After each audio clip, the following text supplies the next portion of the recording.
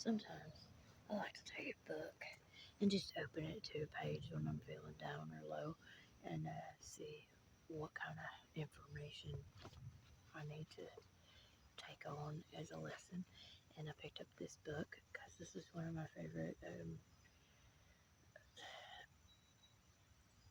favorite spiritual guides to living in the world. It's called The Four Agreements by Don Miguel Ruiz. I'm sorry if I mispronounced that. Because that's how I had a friend with that last name. So I don't know if it was correct or not. That's how she pronounced it. Okay. So I opened the book. Oh, there's passages underlined. I found this book. I have found all the books just walking around at like free libraries and stuff, and they've all been quite interesting. Almost like the universe itself chose them for me, trying to guide me through all of this. It's pretty weird, actually.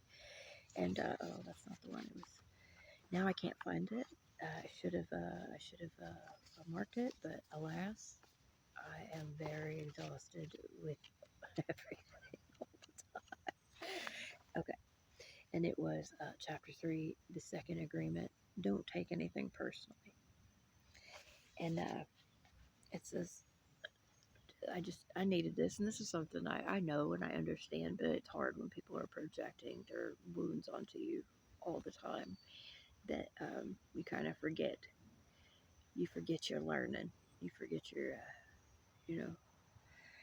So it says, whatever happens around you, don't take it personally. If I see you on the street and I say, hey, you're so stupid without knowing you, it's not about you, it's about me. If you take it personally, then perhaps you believe you are stupid. Maybe if you think to yourself, how does he know? Is he clairvoyant? Or can everybody see how stupid I am? You take it personally because you agree with it. You agree with whatever is said. As soon as you agree, the poison goes through you and you're trapped in the dream of hell. What causes you to be trapped is what we call personal importance. It's just ego, bruised ego. Personal importance or taking things personally is the maximum expression of selfishness because we make the assumption that everything is about me. During that period of our education or domestication, we learn to take everything personally. We think we are responsible for everything. Me, always me. Nothing other people do is because of you. It is because of themselves. All people live in their own dream, in their own mind, and are in a completely different world from the one we live in. When we take something personally, we make the assumption that they know what is in our world, and we try to impose our world onto their world. And even with a situation, I'm sorry, I'm very tired, and I apologize for this. Even when a situation seems so personal, even if others insult you directly or harm you directly, and the opinions they give are according to the agreements they have with their own minds. Their point of view comes from all the programming they received during domestication. So, like in your childhood, everything that you believe, everything you do, your behaviors, it all stems from how you were programmed, how you were raised, how you were taught to live in the world. Trauma, all of that stuff affects how you treat others. If someone gives you opinion and says, hey, you look so fat, don't take it personally, because the truth is this person is dealing with his or her own feelings, beliefs, and opinions. That person tried to send poison to you, and if you take it personally, then you take that poison and it becomes yours. Taking things personally makes you easy prey for the predators, black magicians. They can hook you easily with one little opinion and feed you whatever poison they want because you take it personally and eat it up. Sometimes they do it under the guise that they care about you, which is hard to wrap your mind around the levels and lengths people will go to hurt you because they're hurt and because they're shit to carry and they're shit to work through, but they don't understand that, so they put it on you. You eat up all their emotional baggage and now it becomes your garbage. But if you do not take it personally, you're immune. In the middle of hell, immunity to poison in the middle of hell is a gift of this agreement. When you take things personally, then you feel offended, and your reaction is to defend your beliefs and create conflict. You may you make something big out of something so little because you have the need to be right and make everybody else wrong. You also try hard to be right by giving your own opinions. In the same way, whatever you feel and do is just a projection of your own personal dream, a reflection of your own agreements. What you say and what you do and the opinions you have are according to the agreements you have made, and these opinions have nothing to do with me. And I'm gonna stand on that business. I don't take anything anybody's doing to me personally because I know who I am, and none of them have tried to get to know me. They don't know me. So, therefore, all the things that they have done to me in all of these situations are theirs to carry. Their opinions of me and how I live my life, how I do things, who I love, how I raise my child, those are mine. And I get to decide how I want to implement them.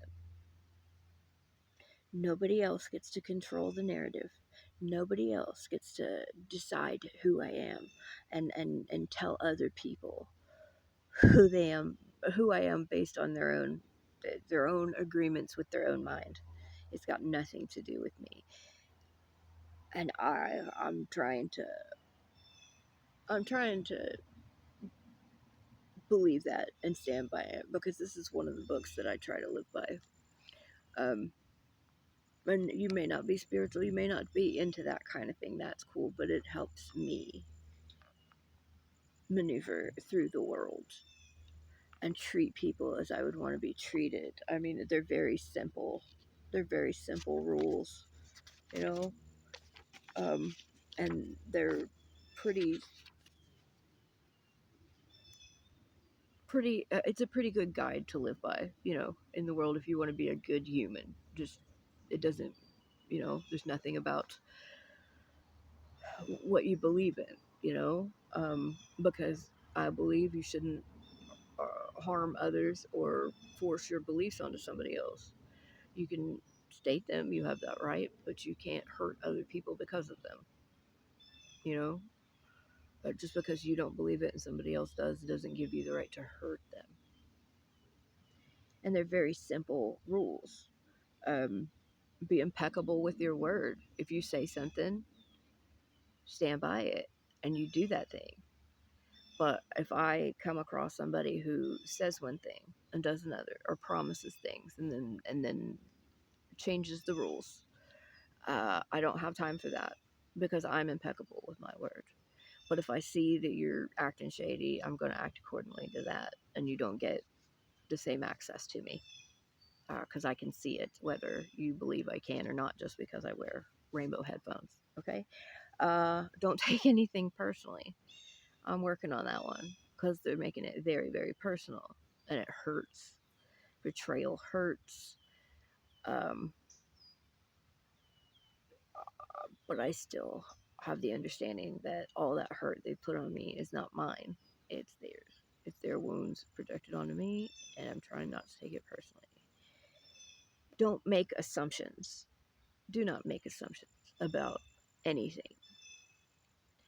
Who someone is, what they're doing, how they spend their money. Don't make assumptions, and certainly don't go slander them all over the place because you don't know what somebody's going through or what they've been through.